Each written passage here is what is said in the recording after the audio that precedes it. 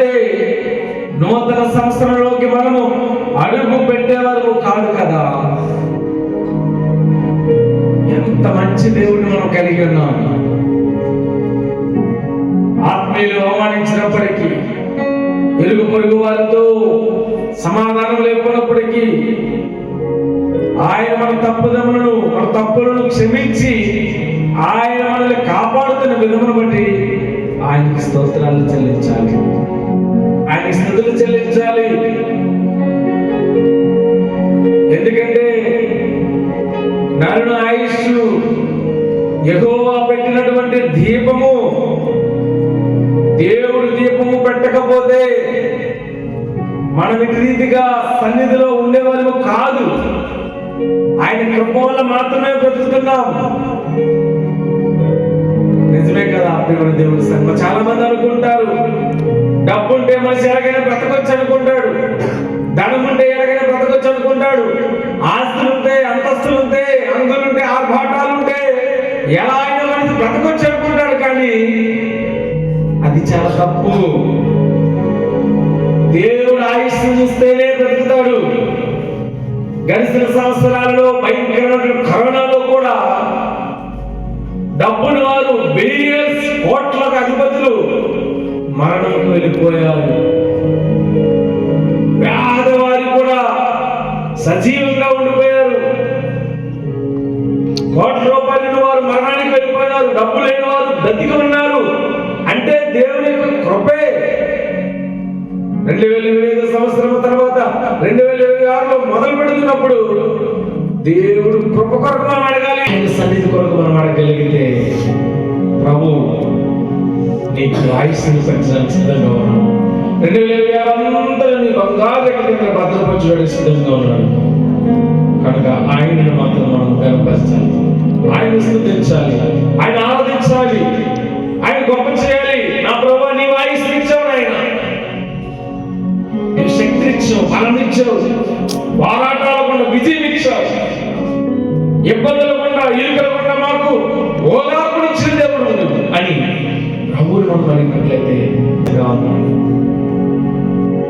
అందుకే ఆయనకు ఒకసారి వందనం చెప్దామా, వందనం చెప్దాము.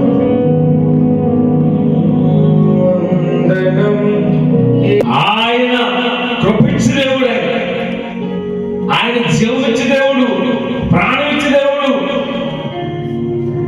ఆయన ఆయుష్ ఇచ్చిన దేవుడు. ఆయన ఆయుష్ ఇచ్చాడు. దేవుడు ఆయుష్ ఇవ్వకపోతే ఓ ప్రేమల దేవుడి సంగమా, దేవుడు ఆయుష్ ఇవ్వకపోతే ఈ రోజు నీవు సన్నిధిలో ఆరాధన చేసేవాడివా? దేవుడు నీ మీద కృప చూపించకపోతే ఈ దినము నూతన సంవత్సరంలో అడుగు పెట్టేవాడివా? చెప్పు, దేవుడికి స్తోత్రము చెప్పు, దేవుడికి వందనాలు చెప్పు. ఆయనే ఘనమైన దేవుడు, ఆయన ఆయుష్ను పెంచుతున్న దేవుడని నీవు చెప్పాలి.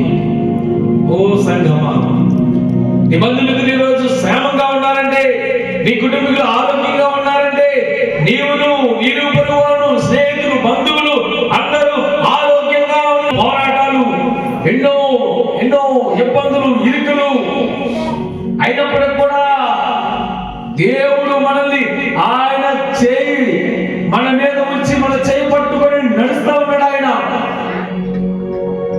దేవుడు ఇరుగు పొరుగు వారు సూటుగూటి మాట్లాడినారేమో గడిచిన సంవత్సరంలో, వారి కొరకు ప్రార్థన చేయి. నీ శత్రువులు నీ వైపు వెళ్ళి ఎక్కుపెట్టి ఉన్నారేమో. నూతన సంవత్సరంలో అడుగు పెడుతున్నటువంటి ఓ దైవ సంఘమా, దేవాది దేవుడి వైపు చూసి చేతులెత్తి నా శత్రువులని నీవు కాపాడు అను. ఆయన నిన్ను కాపాడడానికి సిద్ధంగా ఉన్నాడు. ఆయన అంటున్నాడు, రక్షించడానికి నా హస్తము కురచకాలేదని అంటున్నాడు ప్రభు.